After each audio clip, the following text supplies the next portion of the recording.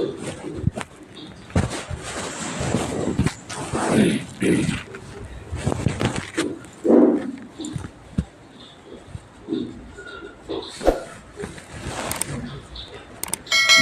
سنتوں سے باہر ہو چکے ہیں وہ یہ سب کو مکمل کرتے ہیں۔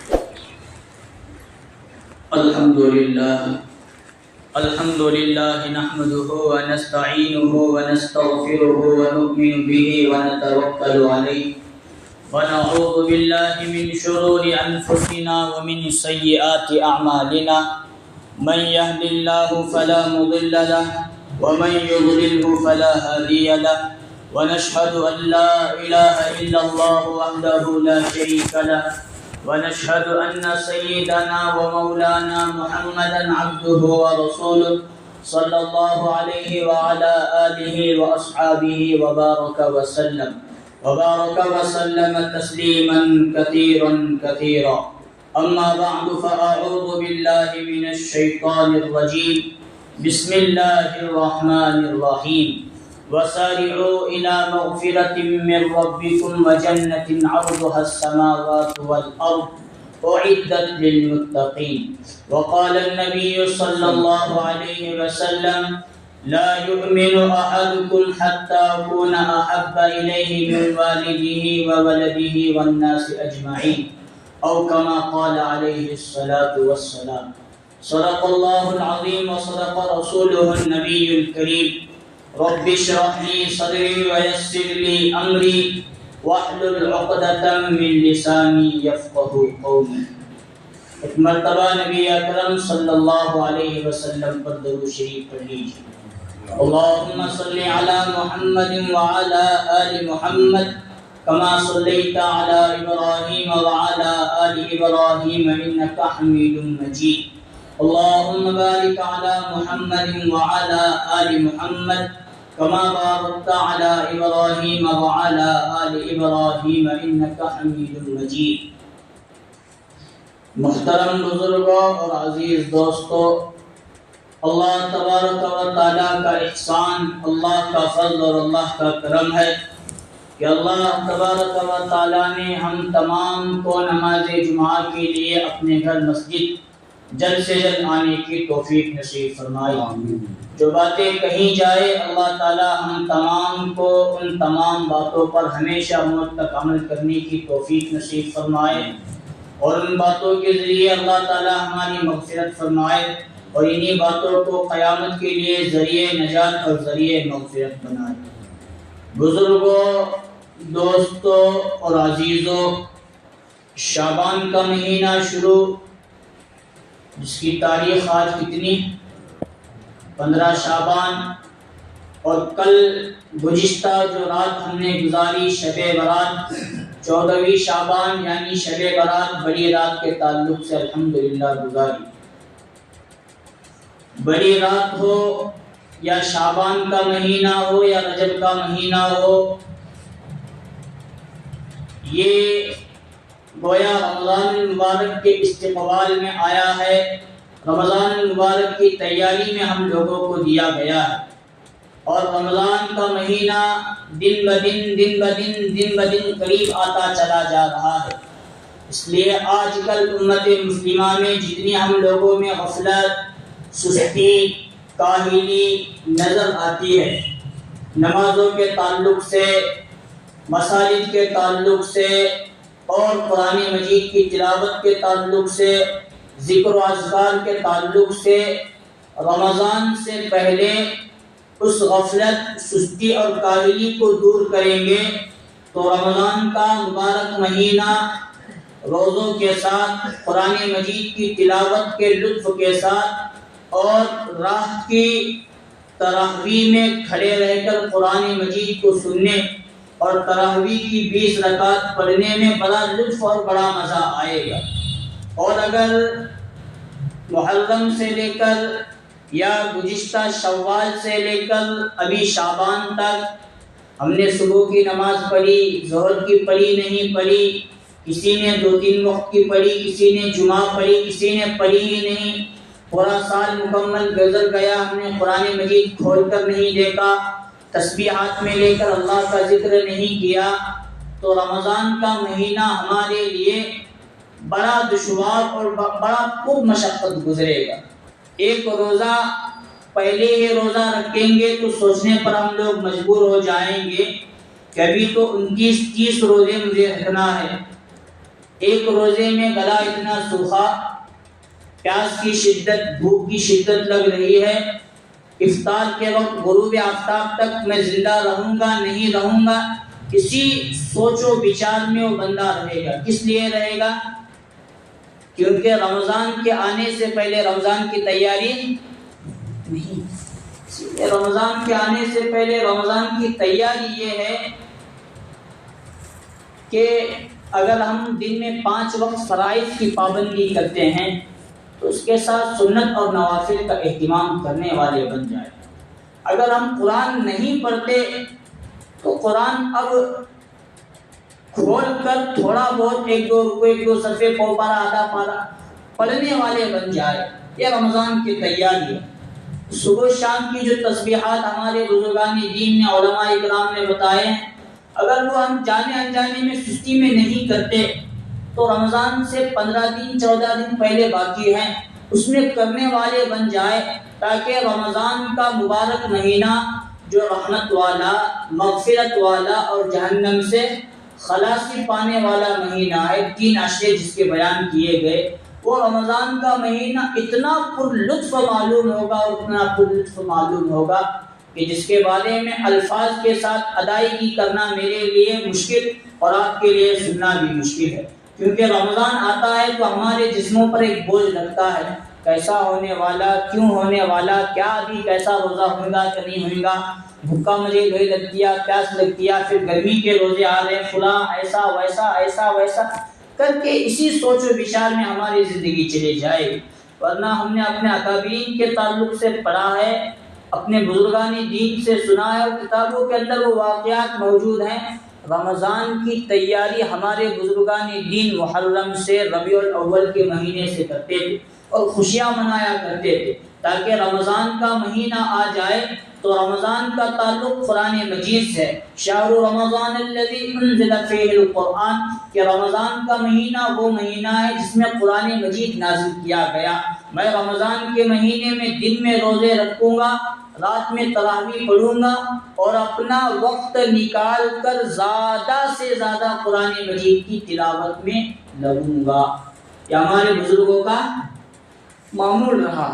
فضائل اعمال ہی کے اندر غالباً بہت سارے بزرگان دین کے واقعات موجود ہیں۔ حضرت امام شافعی رحمۃ اللہ علیہ کے متعلق یا امام اعظم ابو حنیفہ رحمۃ اللہ علیہ کے متعلق آتا ہے، وہ رمضان المبارک میں 61 قرآن پڑھا کرتے تھے۔ کتنے؟ 60، ہاں 60 کے اوپر ایک گنا تو 30، پھر ان کے کہاں سے ہوتے ہیں، گنا کرتے رہتے ہیں، 30 نہیں تو 29۔ پھر کیا یہ فضائل عمل کو پوچھے شیخ زکریا جھوٹ پہ گئے، کیا بھی جھوٹا لکھو چھوڑے نہیں، کہ اصل میں یقین اور ایمان کے تعلق سے بڑی اہم بات، جس کے اندر جس چیز کی شوق اور طلب ہوگا اس بندے کے لیے اس عمل کو کرنا بڑا آسان ہے۔ میں ایک اسی مثال اس کی دیتا ہوں، ڈبہ ہمارے پاس موجود ہے کہ نہیں، ہر ایک کے پاس آ جائے، لے کر بیٹھے ایک جب 5 منٹ دیکھیں گے اگر وہ لکھتے ہیں، 1 گھنٹہ حاجی صاحب کب گزرتا ہے ہمیں معلوم پڑتا نہیں۔ بات صحیح، میں اپنی مثال بھی دے رہا ہوں۔ نئے مولانا پاک ہیں، کالا امامہ، کالا جیکٹ، پھر جبہ کبہ بہترین پہنے، مطلب انہیں دودھ کے دھلے ہوئے ہیں، باقی عوام کے بارے میں بیان ہو رہا ہے نہیں، یا ہم یہ علماء کی میں بھی مثال دے رہا ہوں، اور میں اپنی نہیں، اپنے ساتھ اپنی برادری کے جتنے بھی علماء ہیں ان کے تعلق سے دے رہا ہوں۔ یہ ہم لوگوں کو اس کا شوق لگا، لے کر بیٹھے، کیا نہیں دیکھے تو بھی ڈھکلتے بیٹھتے ہیں، کیا نہیں پڑھے تو بھی اس میں جو اشتہارات وغیرہ آتے ہیں یا کوئی بھی کیا بھی خبریں، بس اسے موبائل کے اندر منہ گاڑے۔ یہ اصل میں ہمارے اندر اس کی شوق اور رغبت پیدا ہوا، بلکہ بعض لوگوں کے تعلق سے، بعض نوجوانوں کے تعلق سے یہاں تک دیکھنے میں سننے میں مل رہا ہے، صبح کا نیٹ الگ اور شام کا نیٹ الگ، پیار الگ مار رہے ہیں۔ صبح سے لے کر شام تک چلنا ایک الگ پیکیج، اور عشاء کے بعد رات بھر چلنا وہ الگ ہے کہ نہیں؟ آج کل یہ ماحول یہ کیوں ہو رہا ہے؟ اصل میں اس کی عادت لگی، اس کا شوق لگا، تو رات میں 2 بج رہے ہیں لیکن ہاتھ موبائل سے نہیں چھوٹ رہا۔ وہی شب برات میں جاگنے بولو تو ہم نے تکلیف کرتی ہوتی 1 گھنٹہ بیان ہوا، بعد میں صلاۃ التسبیح کی نماز 20 رکعت پڑھ کے 20 منٹ آدھے گھنٹے کا ہوتا ہے کہ نہیں ہوتا؟ لیکن یہ لے کو بیٹھے تو اس کے بارے میں کیونکہ شوق کا مسئلہ ہے۔ ہمارے بزرگوں کو شوق تھا، رمضان کے استقبال اور تیاری میں پہلے سے لگا کرتے تھے، تاکہ میں دن میں روزہ رکھ کر تقویٰ حاصل کروں اور قرآن مجید تراویح میں پڑھوں یا سنوں، اور ساتھ ساتھ دن اور رات کا اپنا قیمتی وقت نکال کر قرآن مجید کی تلاوت کروں۔ تو امام شافعی، یا کن کا نام لیا میں نے حضرت؟ بولو، امام شافعی کے ساتھ دوسرے امام کا نام پہلے لیا دوں۔ بولو تو ہم نے اماموں سے کیا لینا دینا؟ ہمارے امام صاحب کا نام یاد رکھے تو تچ کافی ہے۔ ان کا 4 ائمہ ہیں جن کے احسانات اس امت پر بڑے ہیں۔ الگ الگ دور میں دین کی خدمت الگ الگ طریقے سے ہوئی ہے۔ اللہ نے ہر دور میں، جیسا دعوت و تبلیغ ہے، مدارس ہے، خانقاہ ہیں، اس دور صحابہ کے بعد تابعین اور ائمہ کا دور شروع ہوا۔ انہوں نے قرآن مجید کو جمع کیا، پھر اس میں سے مسائل نکال کر امت کے سامنے رکھے۔ اس طرح کرنے سے کیا ہوتا ہے، اس طرح کرنے سے بڑا ان کا احسانات ہے۔ انہیں میں سے 4 ائمہ ہیں۔ ایک امام اعظم ابو حنیفہ رحمۃ اللہ علیہ، نام یاد رکھیں گے، امام ابو حنیفہ، دوسرے امام شافعی، تیسرے امام مالک اور چوتھے امام احمد ابن حنبل۔ ان کے متعلق کتابوں میں آتا ہے اگر اس زمانے میں یہ نہ پیدا ہوتے اور دین کا کام نہ کرتے تو دین ہم تک پہنچنا صحابہ کے ذریعے بڑا مشکل تھا۔ صحابہ سے انہوں نے لیا، پھر امانت میں خیانت ذرہ برابر نہ کرتے ہوئے دین کے کام کو، قرآن مجید کی خدمت کو ان بزرگان دین نے آگے پہنچایا، تب جا کر ہم تک دین اور دین کے تمام اعمال ہم تک آ پہنچے۔ تو ان کے تعلق سے آتا ہے امام شافعی یا امام ابو حنیفہ رحمۃ اللہ علیہ پورے رمضان المبارک میں 61 قرآن مجید پڑھا کرتے ہیں۔ کتنے گنا تو سمجھ لو 30 ہیں، 61 کیسے ہیں؟ دن کا ایک الگ قرآن، رات کا ایک الگ قرآن، اور پورے رمضان المبارک میں ایک تراویح میں قرآن۔ کتنے ہیں؟ تو ان لوگوں کے اوقات میں برکت تھی، وہ کیا کرتے تھے، اور ان کو شوق بس اسی میں لگا رہتا تھا، میرا قرآن کب جلدی مکمل ہو اور کب دوسرا قرآن مجید میں شروع ہو۔ ادھر ادھر کے فضولیات، لغو بات اور ادھر ادھر کے لہو و لعیبات ان بزرگان دین نہیں رہا کرتے تھے۔ اصل میں رمضان کے تیاری کے تعلق سے بات ہے کہ رمضان کی تیاری میں ہم لوگوں کو ابھی سے لگنے کی ضرورت ہے، ورنہ رمضان کا مہینہ آئے گا بڑا مشکل معلوم ہوگا۔ صحابہ اور آپ صلی اللہ علیہ وسلم کے لیے ہر دن روزہ تھا، ہر مہینہ رمضان تھا، اور ہر رات گویا قرآن مجید کے ختم کی رات رہا کرتی۔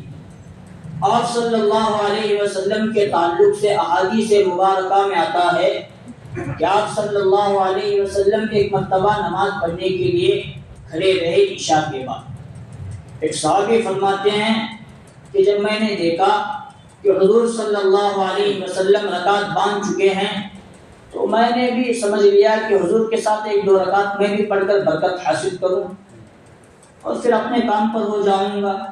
وہ صحابی فرماتے ہیں حضور نے رکعت باندھی، سورہ فاتحہ شروع کی، سورہ فاتحہ کے مکمل کرنے کے بعد سورہ بقرہ پڑھنے لگے۔ سمجھا پو پارا پڑھیں گے، آدھا پارا پڑھیں گے، حضور پڑھتے گئے۔ میں سوچنے لگا ایک پارا مکمل ہونے کے بعد رکوع فرمائیں گے، حضور نے ایک پارا مکمل ہونے کے بعد بھی رکوع نہیں فرمایا۔ 2 پارے ہوئے، 2.5 پارے مکمل ہو گئے، سورہ بقرہ مکمل ہو گئی۔ میں سمجھ رہا تھا کہ ایک پارے میں یا سورہ بقرہ میں 4 رکعت 2 رکعت مکمل کریں گے، لیکن حضور نے ایک ہی رکعت میں سورہ بقرہ مکمل پڑھ لیا۔ سورہ بقرہ کون سے پارے میں؟ کون سے بولتے ہیں روزہ لگے ایسا لگ رہا ہے رکھے نہیں. بولو ذرا کون سے پارے میں؟ پہلے پارے میں سورہ فاتحہ کے مکمل ہونے کے بعد الف لام میم ذالک الکتاب لا ریب فیہ ھدی للمتقین، یہاں سے جو شروع ہوتا ہے پہلا پارہ مکمل، دوسرا پارہ مکمل اور تیسرا جا کر آدھا پارہ، مطلب 2.5 پاروں کی ایک سورت، اور پورے قرآن مجید میں سب سے بڑی یہی سورت ہے. تو ہمیں تراویح میں کیا بہت فاسٹ پڑھتے ہیں قرآن، 1 گھنٹے میں 1.5 پارہ ہونا کا تو آج کے اعتبار سے کرامت ہی ہماری، ورنہ نہیں ہونا 1.25 پارہ 1 پارہ بھی نہیں ہونے نا 1 گھنٹے میں. لیکن وہ کیا عوام کی کرامت ہمارے اوپر آئی ہے، اس لیے ہمیں بھی فاسٹ پڑھ کو نکل دے کر جاتے. اور حضور کا ویسا نہیں، صحابہ کا ویسا نہیں. ورتل القرآن ترتیلا، قرآن مجید جس ترتیب سے نازل ہوا ہے آہستہ آہستہ ترتیب کے ساتھ رک رک کر ٹہر ٹہر کر پڑھنا، اس طرح پڑھا. حضور صلی اللہ علیہ وسلم نے 1 رکعت میں سورہ بقرہ مکمل فرمائی، پھر جتنا نماز پڑھنے میں 1 رکعت میں وقت گیا رکوع میں اور سجدہ میں اتنا ہی وقت لگا. پھر حضور صلی اللہ علیہ وسلم نے سورہ آل عمران شروع فرمائی. وہ صحابی فرماتے ہیں حضور صلی اللہ علیہ وسلم نے 4 رکعت میں 6.25 پارے پڑھ لیے. کتنے پارے؟ 6.25. ابھی ایک وقت کی بات ہو رہی ہے، پوری زندگی کے احوال سامنے نہیں رکھ رہا ہوں. ایک وقت میں حضور صلی اللہ علیہ وسلم 6.25 پارے آہستہ آہستہ آہستہ آہستہ جس طرح قرآن مجید نازل ہوا ہے اس طرح آپ صلی اللہ علیہ وسلم نے تلاوت فرمائی. یہ کیا آپ صلی اللہ علیہ وسلم قرآن پڑھنے والے نہیں تھے؟ یہ اصل میں امت کے لیے سبق ہے. جب ہم عام دنوں کے اندر اس طرح قرآن مجید کی تلاوت تہجد میں، نوافل میں، رات میں پڑھ سکتے ہیں تو تم لوگوں کو رمضان المبارک کے روزے کیا مشکل جا سکتے ہیں؟ تم لوگوں کو رمضان کی تلاوت کیا مشکل جا سکتی ہے؟ تم لوگوں کو رمضان المبارک کی رات میں قیام کرنا اور تراویح میں 20 رکعت 1.5 پارہ پڑھنا سننا کیا مشکل جا سکتا ہے؟ یہ صحابہ اور آپ صلی اللہ علیہ وسلم کے احوال سے بات معلوم ہوتی ہے. قرآن مجید نے اسی لیے فرمایا وَسَارِعُوا إِلَى مَغْفِرَةٍ مِّن رَّبِّكُمْ وَجَنَّةٍ عَرْضُهَا السَّمَاوَاتُ وَالْأَرْضُ وَسَارِعُوا إِلَى مَغْفِرَةٍ مِّن رَّبِّكُمْ، اپنے رب کی طرف سے دی ہوئی اپنے رب کی مغفرت کی طرف دوڑو اور جنت کی طرف دوڑو. یعنی ایمان اور اعمال اتنا بناؤ کہ اللہ تعالیٰ فوراً تمہاری مغفرت فرمائے اور فوراً تمہیں جنت کے اندر بھیج دے. صحابہ کرام اعمال کے کرنے میں بڑے چوکنا اور بڑے چالاک رہا کرتے تھے. سب سے زیادہ عمل میں کر لوں، سب سے زیادہ نیکیاں میرے ہو، سب سے زیادہ اجر اور ثواب مجھے ملے.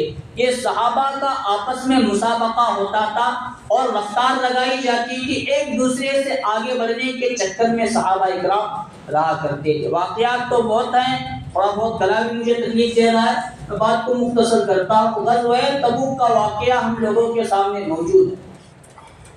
آپ صلی اللہ علیہ وسلم نے اعلان فرمایا ہر اعتبار سے، جسمانی عبادت ہو، بدنی عبادت ہو، مالی عبادت ہو، ہر اعتبار سے صحابہ ایک دوسرے سے آگے بڑھنے کے چکر میں رہا کرتے تھے.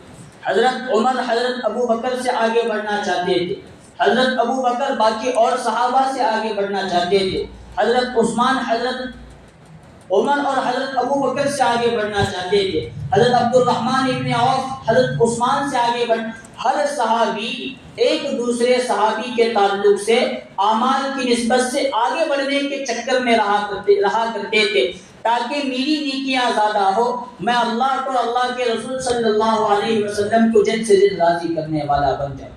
غزوہ تبوک میں آپ صلی اللہ علیہ وسلم نے اعلان فرمایا جنگ کے لیے نکلنا ہے اور ہر ایک کے لیے نکلنا ضروری، لیکن مسلمانوں کی مالی حیثیت اتنی کمزور ہے کہ ہر ایک کے پاس نہ تلوار ہے، نہ تیر کمان ہے، نہ گھوڑا اونٹ ہے، نہ پہننے کے لیے سیدھا پیروں پر چپل اور کپڑے جسم پر موجود کچھ بھی نہیں.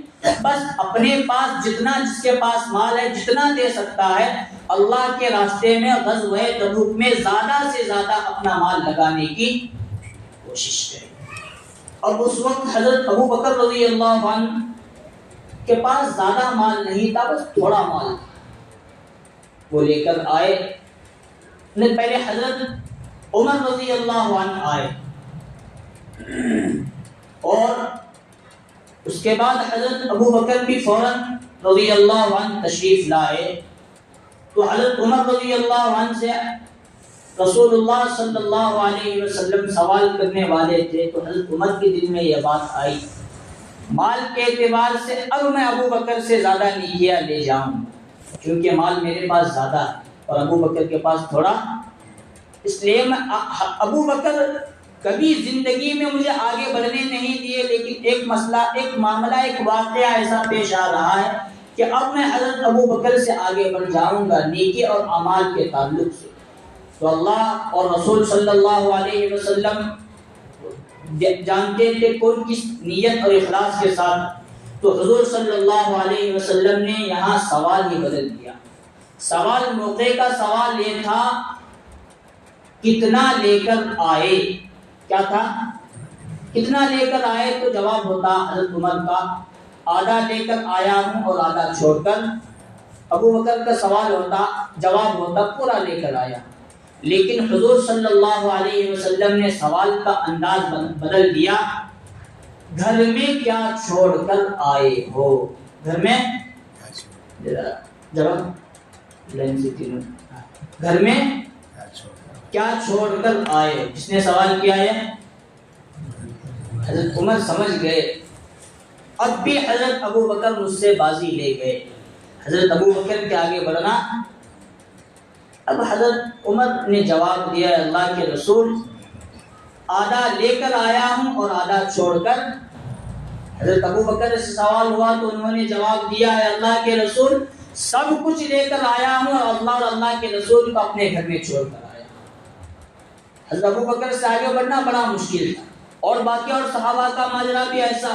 اس وقت حضرت عثمان غنی رضی اللہ تعالی عنہ نے 30,000 کا لشکر تھا، 10,000 کے لشکر کو غالباً گھوڑے بھی دیے، اونٹ دیے، اور لشکر کے مجاہدین کو جو ضرورت کا سامان ہوتا تھا وہ تک دی، بلکہ بیگ سمجھیے یا تھیلی وہ بھی انہوں نے سامان سے بھرا، اور تھیلی کو باندھنے کے لیے ایک رسی، ہر تھیلی کو حضرت عثمان غنی رضی اللہ تعالی عنہ نے اتنا مال دیا تاکہ میں اللہ کو راضی کروں اور اعمال میں آگے بڑھنے کی کوشش کروں۔ یہ صحابہ اکرام کی ایمانی کیفیت اور اعمالی کیفیت تھی، وہ اللہ کو اور اللہ کے رسول صلی اللہ علیہ وسلم کو راضی کرنے کے لیے اعمال ایک دوسرے سے زیادہ کرنے پر تیار ہوتے تھے، اور زیادہ کرنے کے چکر میں بار بار ہمیشہ اسی مشغلے میں رہا کرتے تھے کہ میں اپنی نیکیاں زیادہ کس طرح کروں۔ ایک مرتبہ کا واقعہ ہے، ایک مرتبہ حضرت ابو بکر حضرت عمر رضی اللہ عنہ دونوں آپس میں بیٹھے تھے، تو دونوں آپس میں حضرت عمر نے مذاکرہ کیا اور فرمانے لگے، اے ابو بکر میں چاہتا ہوں میری زندگی بھر کی نیکیاں ابو بکر لے لے، اور غار حرا میں ایک رات جو رسول اللہ صلی اللہ 3 راتیں تو آپ نے گزاری ہیں ہجرت کے موقع پر، تینوں مت دو، بس تینوں میں سے ایک رات کی نیکیاں عمر کو دو، عمر دنیا اور آخرت میں کامیاب ہو جائے گا۔ حالانکہ حضرت عمر کی نیکیاں کوئی معمولی نہیں۔ حضرت ام المؤمنین حضرت عائشہ نے ایک مرتبہ نبی اکرم صلی اللہ علیہ وسلم سے پوچھا، اے اللہ کے رسول سب سے زیادہ نیکیاں کن کی ہیں؟ تو حضور نے فرمایا آسمان کے تارے گننا مشکل ہے، جتنے آسمان کے تارے ہیں، یا کوئی اور مثال دیتے ہوئے حضور نے فرمایا سب سے زیادہ روئے زمین پر عمر رضی اللہ عنہ کی نیکیاں ہیں۔ حضرت عائشہ نے پوچھا پھر میرے ابا ابو بکر وہ تو آپ کے ساتھ ہمیشہ رہتے ہیں، میں نے جب سے ہوش سنبھالا تب سے لے کر آج تک ہر قربانی دینے میں آگے ابو بکر ہے، پھر ان کا کیا؟ تو حضور صلی اللہ علیہ وسلم نے فرمایا عمر کے ساری زندگی کی نیکیاں ایک طرف، اور ابو بکر نے رضی اللہ عنہ نے غار حرا میں میرے ساتھ جو راتیں گزاری ہیں ان کی نیکیاں ایک طرف، ابو بکر کی نیکیاں پورے عالم پر بھاری ہو جائیں گے۔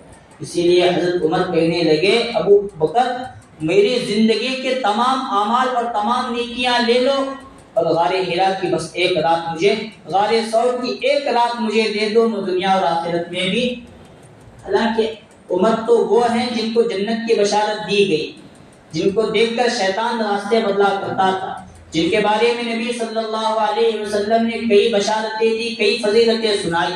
کیا ضرورت تھی؟ اصل میں امت کو سبق دینا ہے کہ دیکھو ہم اعمال کے تعلق سے، ایمان کے تعلق سے کس طرح آگے بڑھنے کے چکر میں، تو رمضان کا مہینہ قریب آ رہا ہے تو ہم لوگوں کو بھی اعمال کے تعلق سے اضافہ کرنے کی اب ضرورت ہے، تاکہ رمضان کا مہینہ ہمارے لیے اطمینان کے ساتھ، سکون کے ساتھ زندگی گزرے۔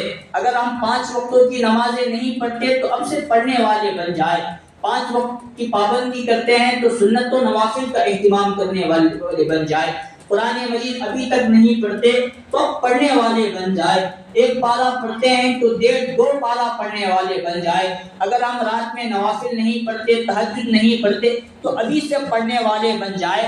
اب کی جو عادت لگے گی رمضان المبارک میں وہ عادت رہے گی، تو رمضان کا کوئی عمل اور کوئی عبادت ہم لوگوں پر بھاری نہیں گزرے گا، بڑا آسان گزرے گا۔ کیا سحری کا لطف اٹھانا، کیا افطاری کا لطف اٹھانا، کیا صبح سے لے کر شام تک بھوکا پیاسا رہ کر اللہ کو راضی کرنا، پھر شام ہونے کے بعد رات کے قیام تراویح میں کھڑے رہ کر قرآن مجید پڑھنا اور قرآن مجید سننا، یہ بڑا لطف والے اعمال اور بڑی لطف والی عبادتیں ہمارے پاس آ گئی۔